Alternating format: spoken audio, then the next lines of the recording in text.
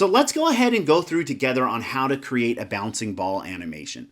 So I'm going to start new. So I'm just going to say new, and I'm going to just say create, and we're ready to go. So the first thing I'm going to do is I'm going to draw my bouncing ball. So I'm going to have my ball come in. Let me check my brush size. I think 10 is good. So make sure I have my frame down here on the bottom line, and I'm going to draw my bouncing ball right here. So I'll start it with it in the air, and then I'm going to add a frame because now I'm going to have it kind of come down here and bounce, go back up, and then bounce a few more times. But for this case, I'm just going to have it bounce once so you get the idea, and you can add more if you want. But I'm going to go ahead and add another frame. So you see I add another frame, but I need to see the previous picture. So I'm going to click on my onion skinning tool. There's my previous ball picture.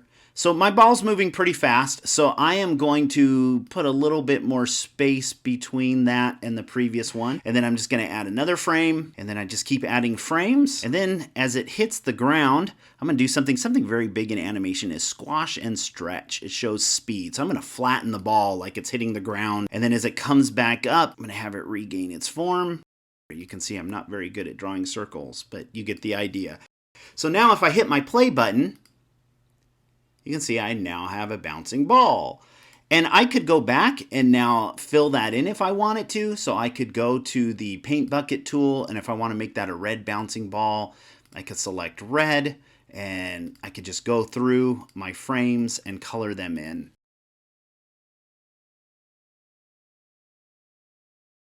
So I'm done creating my bouncing ball animation, and I want to export this. I want to share it with my friends. I want to put it on YouTube. There's a couple ways you could export a video. The first thing you want to do on either method is you want to select export at the top right.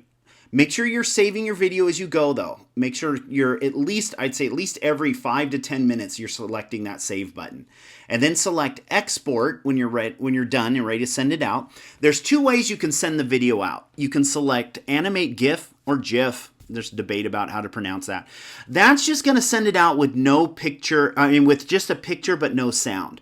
I don't recommend that method because we're going to be adding sound later, and we're going to be doing some editing, so you want to be able to get it into Final Cut Pro and some other editors. So I would say go to select video and say export video. And then once you select export video, you'll see it will send it out as an MP4. MP4 is the main video file type. And so now it's finished downloading. And so I can go, it finished downloading it over here. I can say open, and you can see my bouncing ball animation right here. Isn't that amazing? It's truly beautiful. So then you'd be able to turn that into Google Classroom.